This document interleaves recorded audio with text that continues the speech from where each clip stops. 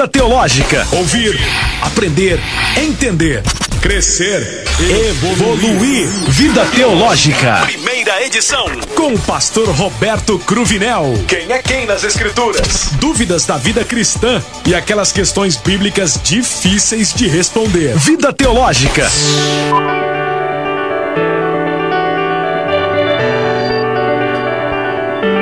Olá, amigos, muito boa tarde na poderosa paz de nosso Senhor e Salvador Jesus Cristo, general que nunca perdeu uma batalha. Está entrando no ar mais uma edição do programa Vida Teológica e eu sou o pastor Roberto Cruvinel e quero saudar-lhes dizendo Heirene tu Kyriou, a paz do Senhor. Em grego bíblico, a paz do Senhor, meu irmão, a paz do Senhor, minha irmã, a paz do Senhor a você que abrilhanta esta programação, nos dando privilégio, nos dando prazer da sua audiência. Já estamos transmitindo através no Instagram, tem o João Paulo já está aqui ligado, Lenilton, tem muita gente ligada. Nós estamos transmitindo através do Instagram, e você pode assistir na @Vida Teológica. Tem ali uma setinha que não é seta maligna, não é seta maligna, é da bênção, e você pode compartilhar agora. Você pode compartilhar esta transmissão. Estamos transmitindo também pelo Facebook. Olha, eu quero desafiar a você. Eu tenho um amigo aqui que bateu recorde comigo de visualização em lives, na live. Eu não sei se é por conta do ministério dele. Vamos ver hoje. Então hoje estamos transmitindo através do Facebook, Vida Teológica, e também no meu perfil. Já está, Ione Borges? Onde é que está? Já está, maravilha. Então compartilha, copia o link, coloca nas suas redes sociais. Vamos trabalhar. Você pode mandar uma mensagem com a sua pergunta no WhatsApp 93339 7799, 93339 7799. Isso, comigo, atento e disponível na técnica de som, ele, o Rafa, o homem sorriso aqui da Rádio Musical, não é? Isso é o trocadilho. Também no apoio logístico, Adriana, também aqui na assessoria de assuntos de língua portuguesa de Portugal e língua anglo-saxã. Ione Borges ligada em tudo. Vamos trabalhar, gente, vamos trabalhar. Olha, o Roberto Stabos trazendo a paz do Senhor, a paz do Senhor Jesus Cristo a todos. E meus convidados já estão compartilhando as lives. Deixa eu ver, temos 19 pessoas no Instagram e temos aqui no Facebook. Nós temos, deixa eu ver aonde está, meu Deus, ainda não foi compartilhado, Ione Borges. Não aparece aqui no meu. Apareceu 32 pessoas aqui no Facebook, 32 pessoas no Facebook. Faça como o André Pereira, já deu a paz do Senhor e já pediu explicação aqui, tá? Ele já pede explicação e logo nós vamos apresentar a sua pergunta. Então compartilha a live no Facebook, ok? Vamos lá, comigo, pastor Gessel Dilon. O Gessel Dilon hoje, eu estava sentado do outro lado do aquário aqui, e hoje pastor Gessel Dilon exagerou nas referências extra-bíblicas. Meu Deus, ele citou apócrifo. Aliás, pastor Gessel Dilon, terminação em tai, em grego, é voz média passiva, na terceira pessoa. A primeira é mai, alfa, mi, alfa, iota. Anota essa, tá? Pastor Gessel Dilon, Heirene tu Kyriou, meu irmão. Heirene tu Kyriou, querido pastor Cruvinel, que alegria estar aqui mais um programa. Um dia, pastor Cruvinel vai prometer no ar que vai me dar um curso de grego completo, porque ele tem um curso de grego completo, né? E aí ele vai prometer isso no ar e vai me dar. Tá prometido. Aleluia. Agora, só dando uma satisfação para os ouvintes. Não, mas peraí. Eu dou, mas aí você tem que tirar nota. Ah, tá bom. 9, no mínimo. Uau, eu vou tentar. Olha só, mas comentários extra-bíblicos, sim, nem sempre são comentários antibíblicos. Sem dúvida nenhuma. Em minha defesa. Sem dúvida nenhuma. Você citou apócrifo. Você citou pseudepígrafo. Que mais você citou? Eu estava ouvindo, viu? Tradição judaica. O irmão Roque, pastor Roque, meu amigo, né? Pastor Edson Roque, homem de Deus, experiência, homem da envolvimento de Deus, e você, do extra-bíblico, apócrifo, crocodilo. Em hebraico a palavra é crocodilo. Citou inclusive, tradição egípcia. Isso. Meu Deus. O negócio tá chique aqui. Hoje nós vamos de Bíblia hoje, né? Vamos de Bíblia. Aliás, agora. Tem um grande pastor aqui do nosso lado, o pastor da Assembleia de Deus da Sé, né? Não, peraí, você não vai mandar um abraço para sua igreja, irmão? Fez 64 anos ontem? Aliás, Igreja do Brasil para Cristo, em Arujá, completou sim no dia 3 de março, que é o Dia Nacional da Igreja do Brasil para Cristo, 64 anos. Recebemos uma mensagem do pastor Luiz Bergamin, falando sobre a igreja. É uma alegria, uma igreja que acredita na pregação bíblica e no poder do Espírito Santo. Você viu que eu também fiz a nossa homenagem aqui, viu? Você viu, vindo aqui no fundinho aqui. Não, mas você viu que eu fiz a homenagem e coloquei o pastor Roberto Lucena, direto de Brasília, não é? Uau! Irmão, eu mandei, viu, irmão? Você tá na lista, viu os vídeos que eu te mando. Tá bom, irmão? No ar aqui, ó, puxãozinho de orelha. Irmão, o pastor Gessel de Lã é como um filho para mim, viu, irmãos? E quando eu parar, ele provavelmente vai me substituir, viu? Fiquem cientes. Está aqui pastor Eliseu de Almeida, professor de teologia, servo de Deus, não é? Pastor setorial da Assembleia de Deus, Ministério do Belém, no setor ali da Sé, número 106, onde eu estarei no próximo sábado dando uma palestra de 4 horas. No final nós vamos falar sobre isso. Reirene Toquírio, meu amigo, seja bem-vindo. Reirene Toquírio, pastor Cruvinel, pastor Gessé, um prazer imenso estar novamente nesse maravilhoso programa. Olha, e dizer que certamente teremos assuntos importantíssimos a tratar na manhã desse dia, manhã para tarde. Se eu for assaltado... eu estou gostando aqui, isso aqui é a aliança do irmão. Eu pensei que era um pneu, mas não é, não. É a aliança do irmão. Vamos trabalhar. Pastor Eliseu, Edilson, aliás, Salomão perdeu a salvação? Essa pergunta é uma pergunta que sempre, volta e meia, ela vem à tona. Salomão perdeu a salvação. Salomão é filho de Davi. Ele começa muito bem o seu reinado, mas no meio da caminhada ele acaba se perdendo, mas ele termina bem.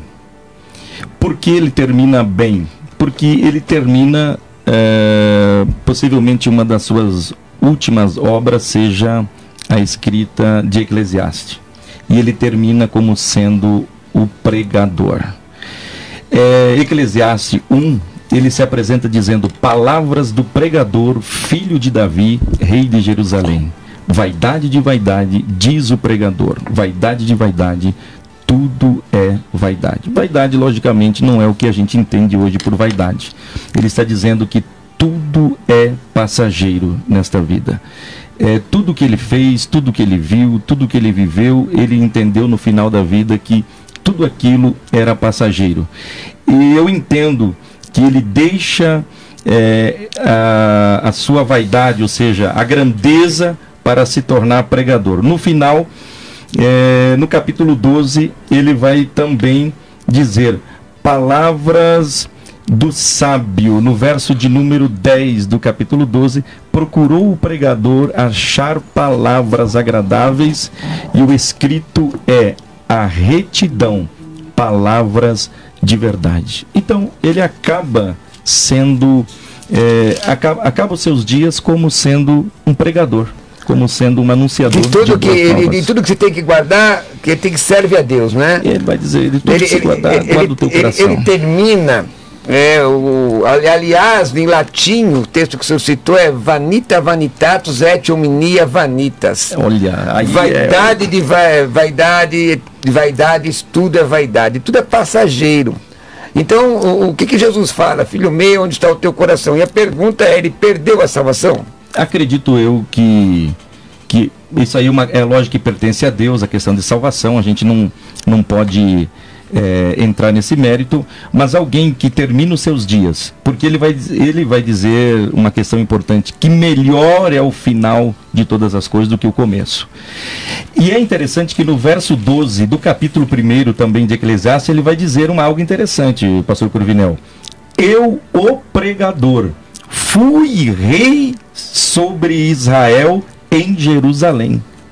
Ele não está dizendo eu sou rei, mas está dizendo eu fui rei em Israel. Ele termina no capítulo 12, versículo 13, verso 13, no caso sendo poético, de tudo que se tem ouvido, a suma teme a Deus e guarde os seus mandamentos, porque é isso que é o dever de todo homem. Nós inferimos, aliás, no debate anterior, ele estava esperando uma interpretação por inferência. Eu dei uma saída, não sei se entrou. O que é interpretação por inferência? Você, embora o texto não explicite, não deixe o ensinamento explícito, ele infere o texto, o ensinamento. Quer dizer, na leitura do texto você tira uma conclusão lógica, óbvia. Então, quando o texto diz que ele dormiu com seus pais, esta designação só é usada para santos. Não é? Morreu fulano, ele dormiu com seus pais. É um eufemismo para morreu. Sim. Não é? Agora, é importante você aprender esse negócio de inferência. Quer aprender mais sobre inferência? Inferência, referência, paralelismo real, paralelismo verbal. Eu tenho um DVD triplos, aliás, um DVD de 3 horas e meia sobre interpretação bíblica. E aliás, vou ensinar isso no sábado. 3 horas e meia sobre interpretação bíblica. Olha. E também um DVD triplo na área da escatologia, doutrina das últimas coisas, e esse livro, A Vida da Igreja. Ó. Se você tiver interesse nesse kit, manda uma mensagem no meu WhatsApp agora. E no final do programa eu te digo como é que você pode adquirir esse material. 967-66-5787. 967-66-5787. 967-66-5787 é meu WhatsApp. Pastor Gessel Dilon, é o seguinte, o André, ele pergunta, ele pede para que nós expliquemos Lucas 9:37. Ele está aqui no Facebook. Pessoal do Belém, vamos compartilhar aí o Facebook agora. Quero chegar a 150 pessoas visualizando. Já tem 58. Vamos chegar lá. Tá? Eu quero também o telefone para você mandar uma pergunta agora no WhatsApp. 93339-7799. 93339-7799. Vamos lá, pastor. Lucas 9:37, leio a versão Nova Almeida atualizada, diz: no dia seguinte, quando eles desceram do monte, uma grande multidão veio ao encontro de Jesus. Bom, Jesus tinha subido no monte com Pedro, Tiago e João, e a Bíblia fala que ele se transfigurou diante deles e foi visto Moisés e Elias. Moisés representando a lei e Elias os profetas. E eles deram testemunho acerca de Jesus. Pedro, Tiago e João estavam lá, viram a glória de Jesus sendo mostrada, manifestada. Pedro quis construir 3 cabanas e ficar lá experimentando aquilo, mas Jesus decidiu descer. Quando Jesus decidiu descer, embaixo do monte, tinha uma multidão de pessoas esperando. Por quê? Sabiam que eles tinham subido já há algum tempo e esperavam Jesus voltar. Esta é a explicação mais simples e direta de Lucas 9:37. Maravilha. O Manuel, pastor Eliseu, ele pergunta: anjo tem asa? Essa é uma das questões que todo mundo imagina anjos com asa. Quando se fala de anjos, todo mundo imagina anjos batendo as asinhas, vestido de branco, cabelo até os ombros e com aquela auréolazinha sobre a cabeça. Essa é a ideia que a gente tem de anjo. Só que existem as classes angelicais na Bíblia. Na Bíblia existe anjos, serafins, querubins, arcanjo. Então, querubins... Por que o senhor colocou arcanjo no singular? Porque na Bíblia só aparece arcanjo no singular. E é lógico que existe uma linha teológica e até mesmo a teologia católica que ela vai apresentar arcanjos. Usando os apócrifos. E usando os apócrifos, inclusive tem até uma arcanja. E na nossa Bíblia só apresenta arcanjo e dá um nome, Miguel. Mas quem é? Por que a nossa Bíblia deveria ser superior a deles? Não é que ela é superior. Eu não diria. Tô apertando. Tá apertando o parafuso. Eu não diria. Aliás, no sábado, vai lá para ouvir que eu vou dizer por quê. Tá certo, então vou deixar o senhor responder. Não, vai lá, pode falar. Mas eu não diria a questão de superioridade. Eu diria que os nossos irmãos católicos, eles têm mais responsabilidade do que nós. Porque na Bíblia Católica, se não me engano, entre os apócrifos, ele é, acho que é 8 a 13... 7 livros e 4 acréscimos. Então, 7 acréscimos... 7 livros e 4 acréscimos. Isso, que dá no total de 11. Isso. De 11 livros. A ortodoxa grega aceita todos os apócrifos. Exatamente. Então, são 11 livros a mais que eles têm para obedecer do que os cristãos protestantes. Mas eles colocaram esses livros em 1546 no Concílio de Trento para dar respaldo junto ao que é chamada Contra-Reforma, usando o Index, não é? Que é os livros proibidos, esses livros que sustentam suas doutrinas equivocadas, e também a Companhia de Jesus, né? A única vez que a Companhia de Jesus não fazia bem foi nesse Conselho de Trento, porque na verdade está falando sobre jesuítas. Exatamente. Agora, para terminar, você pode falar, pastor. Voltando à questão do anjo. O anjo tem asa. Então, a Bíblia vai mostrar querubins com 6 asas, serafins com 2 asas, anjo, que é propriamente dito, não aparece na Bíblia tendo asas. Mas você pode inferir. Você pode ter mas ao mesmo tempo não podemos dizer o que a Bíblia não diz. A gente pode supor e ter uma ideia de que anjo pode ter asas, mas se materializar, como eles falaram aqui. Os anjos aparecem na Bíblia, apareceram na casa de Abraão, comeram com Abraão, apareceram para Manoá, apareceram para Josué, mas não apareceram com asas. A maioria das vezes que a Bíblia mostra um anjo aparecendo, ele é confundido com homem, né? Exatamente. Apareceu um varão, apareceu... Eu acredito que seja uma linguagem metafórica para explicar a questão da velocidade ou dele voar, essas coisas. Não é obrigatório o anjo ter asa. Só para falar sobre a questão do Antigo Testamento, né?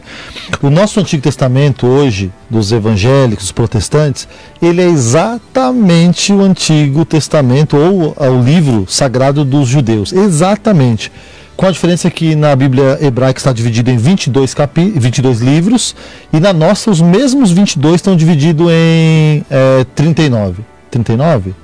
39 livros, né? Antigo Testamento? 39 mais 27, isso. Então, muito número para decorar. Eu só tô olhando, vai lá. Mas são os mesmos livros, então...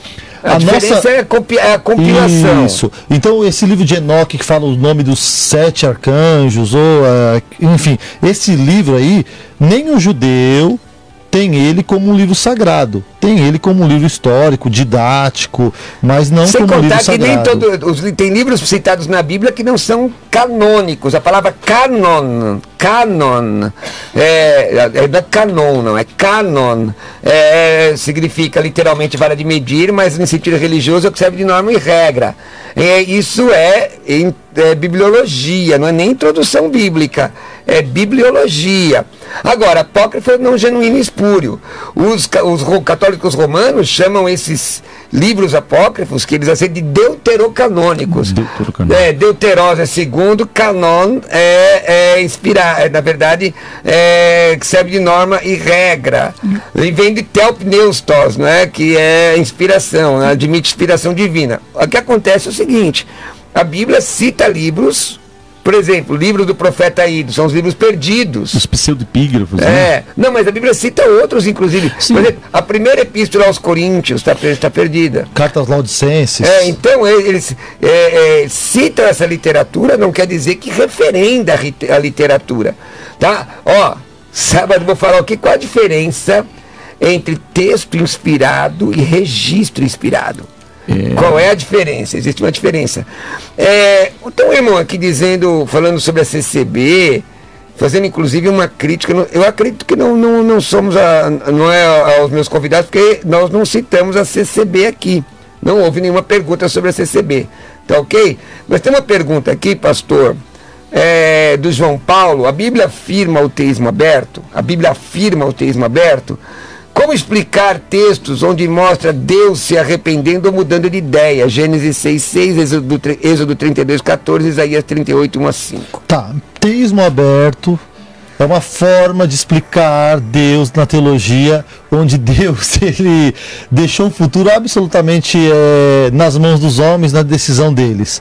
E nós entendemos que isso é uma forma errada de ler a Bíblia e de explicar, é uma teologia até perigosa. Nós acreditamos no teísmo de um Deus que ele criou e participa e se relaciona com a sua criação. Agora, esses textos que o irmão citou explicam-se à luz do hebraico, em primeiro lugar, onde o arrepender-se pode significar sentir pesar o que fez, e também se você ler o contexto bíblico, vai ver que esse arrependimento não é que estava fora do controle de Deus. Muitas vezes, Deus agiu contra uma expectativa ou contra uma palavra dele mesmo para dar uma lição para o povo. Um exemplo foi Deus que endureceu o coração de Faraó. Então, toda vez que o irmão lê Deus se arrependeu no dilúvio ou outras situações da Bíblia, pode traduzir também da seguinte forma: sentiu pesar o que fez. Deus está no controle de tudo, Deus está no futuro. Deus, a Bíblia de Jesus Cristo, é o mesmo, ontem, hoje e eternamente. Presente, indicativo, ativo sempre. Nós mudamos, Deus não admite essa variação. Agora, é importante entender o que é antropopatismo. Isso, que são as emoções humanas atribuídas a Deus, para nós entendermos. Da etimologia, professor. Eu já errei uma vez citando essa antropologia na pronúncia, mas vamos lá. Antropos é o mais fácil, que é o mais fácil. Agora, patia seria, mas não é patia, é outra palavra. Patós, ou patéia. Isso, que seria sentimento, né? Sentir, é isso aí. Então, atribuir, é uma figura de linguagem. Isso. Quer dar as outras duas também, no mesmo viés? Vocês dois aí? Não, aliás, eu falei isso sábado. Antropomorfismo seria outra, que seria antropos, que é homem, morfeu, que aliás você citou aqui hoje. Isso, que morfeu quer dizer forma, né? Isso, e a outra, zoomorfismo. Zoo de animais e morfo de forma, onde Deus tem asas, né? As penas de Deus, Salmo 91, né? Ele te cobrirá com as tuas penas, debaixo de tuas asas estarás seguro. Essas figuras de linguagem, elas não... porque, como já foi falado no debate, a melhor forma de interpretação histórico-gramatical. Porém, nós temos linguagem literal, simbólica e figurada. Nesse DVD meu sobre interpretação bíblica, 3h30, gente. Mais o DVD sobre interpretação bíblica, mais o DVD triplo de escatologia, mais o meu livro, esse livro aqui, ó, A Vida da Igreja, é um kitzinho. Quer entrar, quer ter isso em casa? Manda uma mensagem para o WhatsApp, 96766-5787, 96766-5787. Deixa eu perguntar uma coisa. Repito, 96766-5787. Você manda aí, você vê como adquire esse meu kitzinho, tá bom? Pastor, o pessoal tá com 79, pastor. Hoje tá difícil, o pessoal do Belém, né? Cadê o pessoal do Belém? Vamos compartilhar. Vamos compartilhar, gente. Olha, eu vou falar daqui a instantes sobre como você estuda teologia, como é que você pode investir na sua própria vida. Tá? Eu quero que você pegue papel e caneta agora. Aprender, entender, crescer, evoluir, ser transformado pela palavra e viver a vontade de Deus. Vida Teológica. Pastor Eliseu, o Emerson quer saber se um pastor detém autoridade para amaldiçoar ou abençoar os irmãos da sua igreja. Essa é uma questão bem séria dos nossos dias, que muitos pastores são verdadeiros gurus, né? E são detentores do seu rebanho. Então eu sempre digo uma coisa, até onde pela misericórdia nós pastoreamos, que O que segura a ovelha não é cerca. O que segura a ovelha, o que segura o rebanho é a pastagem. Se tem pasto, ali está o rebanho. Então tem pastores hoje que estão com e tentam colocar a seguinte ideia na mente da membresia e da igreja, dizendo: olha, você tem que estar debaixo da minha cobertura espiritual, porque se você não estiver debaixo da minha cobertura espiritual, você é amaldiçoado, e se você sair, você vai sem a minha bênção, se você sair, você vai sem a minha proteção, e eu não... Então, assim, isso não existe. Pastor que amaldiçoa, pastor não foi chamado para amaldiçoar, foi chamado para abençoar. Pastor foi chamado para curar. Mas existe muita gente que amaldiçoa, né, irmão? Mas praga de pastor, irmão, não pega em crente. Nenhuma condenação há para quem está em Cristo Romanos Jesus. 8. Provérbios 26, 2 diz: maldição sem causa não se cumpre, não é? Agora tem muita gente que tenta manipular o povo, né, pastor? Com certeza, isso aí é o que mais tem. E o que acontece? Por que as pessoas acreditam? Porque o povo não lê Bíblia, o povo não ora, o povo vai atrás hoje de consultas espirituais. É verdade. Então, os pastores hoje são como consulentes, são como pessoas que dão consultas. Então, o povo está faminto, sedento, como aquele povo no deserto que Davi encontrou. Esse povo no deserto está sedento, faminto e cansado, porque o povo não lê Bíblia, o povo não ora, o povo não jejua, o povo não busca mais. Então, aí ficam totalmente dependentes de determinados pseudos líderes, e aí esse povo é detentor, e esse povo ficam debaixo da maldição. Mas tem que dar graças a Deus, irmãos, e procurar um lugar que tem Bíblia, né? Exatamente. Pregação, porque que liberta é o conhecimento da verdade e a obediência à verdade. Então o pastor, ele ministra a palavra e cada um vai receber aquilo que planta. Gálatas 6:7, não é isso? Exatamente. Bom, vamos lá. Wellington pergunta. Wellington Gomes aqui pelo Facebook. Gente, tem 74 pessoas no Facebook aqui assistindo. Vamos aumentar, vamos passar de 100? Vamos passar de 100? Eu não sei o que está acontecendo, não estou conseguindo compartilhar aqui, não. Meu Deus do céu. Cancelou. Vamos passar 79 já, através, vamos entrar aqui através do nosso Facebook. Está transmitindo pela Teológica Vida, Facebook da Teológica Vida. Está transmitindo pelo meu Facebook também, está compartilhado no meu Facebook. Acho que você já compartilhou também, o pastor Eliseu deve ter compartilhado. Então, vamos chegar, já tem 86 pessoas na live. Eu quero chegar a 100 hoje, a 100. Tá bom? Vamos chegar a 100. Pastor, o Wellington pergunta: a paz do Senhor, gostaria que comentasse sobre Jesus ter 100% homem e 100% Deus. Deus abençoe a todos. Ok. A teologia dá o nome disso de união hipostática das naturezas de Jesus, né? Bom, 100% homem, 100% Deus. A primeira vez que eu li esse termo foi numa revista Escola Dominical da CPAD, escrita por pastor Gesiel Nunes Gomes. Opa! Bem antiga essa revista. E ele explicava muito bem o seguinte: Jesus era homem.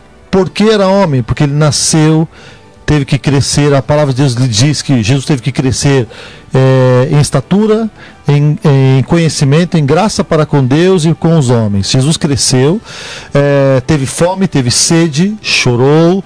Jesus tinha que dormir. Jesus foi um homem que sangrou. Aliás, se Jesus não fosse um homem, o sacrifício dele seria nulo. E daí que muitos movimentos heréticos surgiram no século I, tentando dizer que Jesus não era um homem. Ele parecia um homem, mas era Deus parecendo com um homem. Mas Jesus foi um homem de carne e de osso, que morreu, que sangrou, derramou a sua última gota de sangue. Paulo diz: há um só mediador entre Deus e os homens, Jesus Cristo, o homem, ponto. Esse é o 100% homem humano.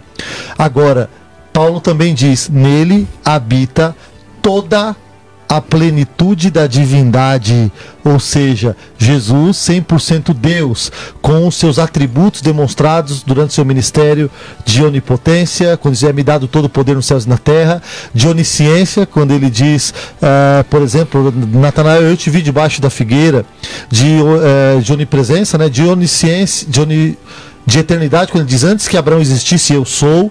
Então Jesus era também Deus. Agora, como isso se explica? João capítulo 1, né? O verbo, no princípio era o verbo estava com Deus e o verbo era Deus.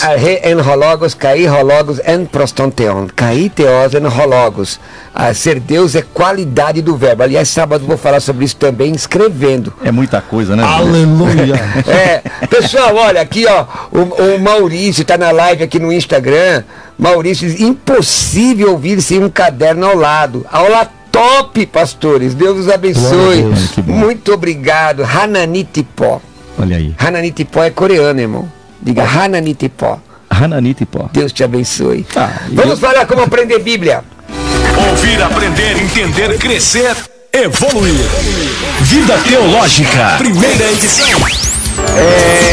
O Nado, pastor, aqui Nato Rodrigues. Pastores, ele está aqui tem 88 pessoas no Facebook já, não chegou a 100, irmãos. Meta, irmãos. Cumpre meta. Pastores, a paz. Como tem visto esses fanfarrões que têm apresentado a tal hipergraça? A hipergraça é aquela que você não precisa jejuar, não precisa orar, não precisa... Vai. Pastor José. Para mim a graça, ela já é suficiente, né? Eu acredito na graça, já a graça do nosso Senhor Jesus Cristo, como é apresentado na Bíblia. A mesma graça que em 2 Coríntios 12 diz, a minha graça te basta. Essa hipergraça, me parece que eles estão pegando aquele Romanos capítulo 5, no final do capítulo 5, já que a graça é abundante, né? Então deveremos depois pecar? De maneira nenhuma. Existe uma graça, ela é única, suficiente, na minha opinião. Quer comentar? Pastor, isso aí é uma longa discussão, né? Daria um programa só sobre isso, porque é heresia em cima de heresia, ou seja, hoje as pessoas estão participando da ceia em casa, não precisa mais ir à igreja, pela internet. Então, hoje as pessoas estão recebendo a unção pela internet, hoje as pessoas estão recebendo a bênção pela internet, as pessoas estão dizimando, ou seja, não precisa mais nada. O Valmir Oriente diz, pastor, melhor que esse, só se fosse 2 horas de programa. Abraço. Obrigado, irmãos. Mas, irmãos, vamos compartilhar essa live aí. Eu quero chegar, ainda tem tempo. O Marcos pergunta, onde José, pai de Jesus, estava na crucificação de Jesus? Possivelmente, eu não sei se Você pode... Possivelmente, segundo os relatos bíblicos, José, ele desaparece da história quando Jesus tinha 12 anos de idade. Porque a última vez que José aparece nos relatos bíblicos foi quando Jesus tinha 12 anos, que eles esqueceram Jesus no templo e eles voltaram e encontraram Jesus entre os doutores. Ali é a última vez que nos relatos bíblicos José aparece, depois José não aparece mais. Possivelmente na crucificação José já teria falecido, porque, segundo alguns historiadores, relatos bíblicos, José já era avançado em idade e para aquela época, né? Porque a faixa etária, a média de idade das pessoas para aquela época era bem menor do que agora, devido às doenças, enfim. Então, possivelmente, José já teria morrido nessa época. O Marcos Antônio pergunta, pastor José, quantos sinais evidenciam a volta de Cristo? De acordo com Mateus capítulo 24... ouvireis falar de falsos cristos, guerras, terremotos, pestes. Então há uma lista ali em Mateus 24 que evidencia a vinda de Jesus e que todos estão cumpridos. Em outro texto da Bíblia, Jesus diz: olhai para a figueira, quando já os seus ramos estiverem cheios, né, de folhas, vocês saberão que é o fim. E Jesus se referia, nós acreditamos, aos sinais escatológicos que envolvem a nação de Israel, né, o renascimento do povo de Israel. Então eu acredito que são vários os sinais, os mais ditos na Bíblia, os mais lembrados são fomes, pestes, terremotos, falsos cristos e a figueira. Olha, nós temos 97 pessoas já na live. Falo sobre tudo isso aí no meu DVD de escatologia. Daqui a pouco eu falo sobre ele. O Fernando diz, programa abençoado. Só aprenda. A Cris pede para mandar um abraço para ela estar no almoço. O Edilson, pastor Edilson, diz abraço. Não esqueci sua camiseta. Preguei lá na igreja dele sobre o Tetelestai. Tetelestai. Eu preguei sobre isso aí. Está consumado. Isso, mas eu preguei do ponto de vista da missão. Eu preguei sobre isso daí.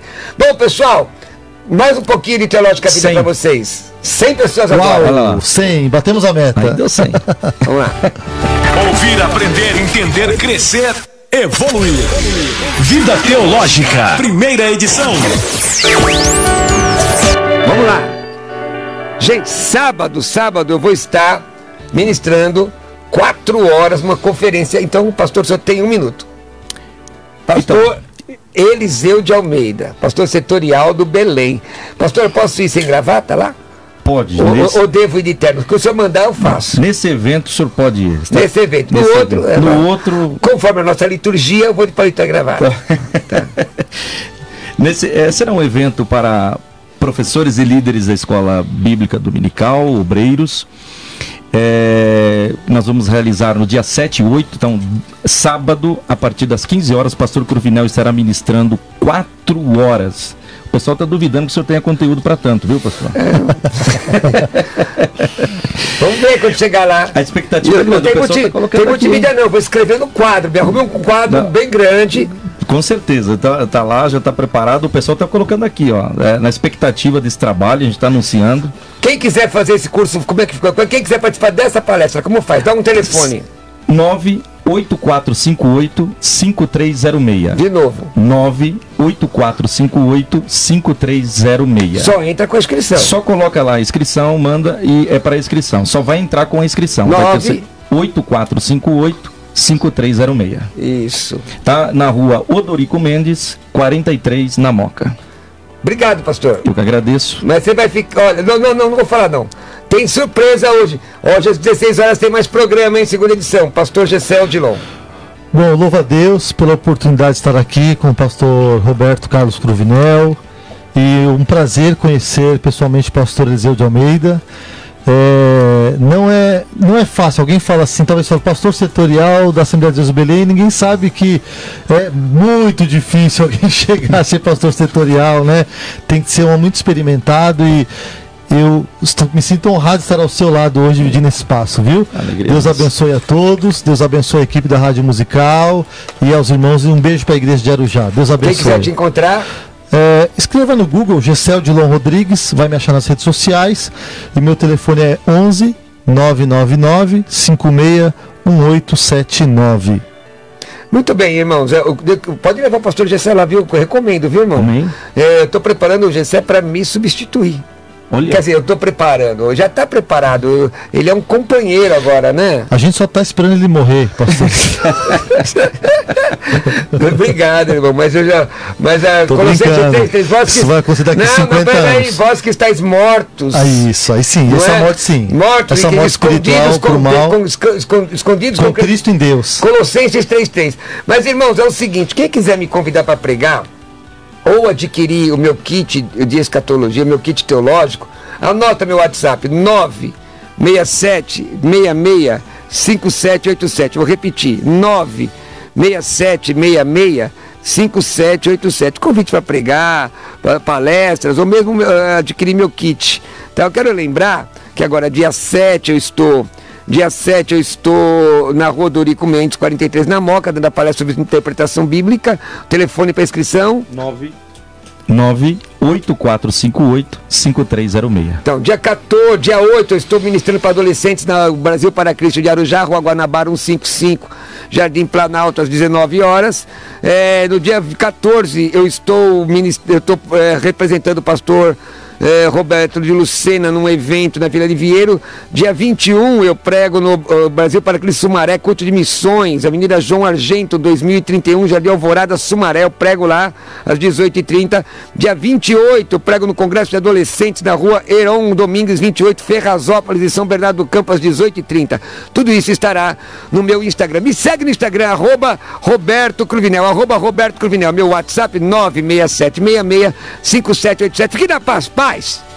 Ouvir, aprender,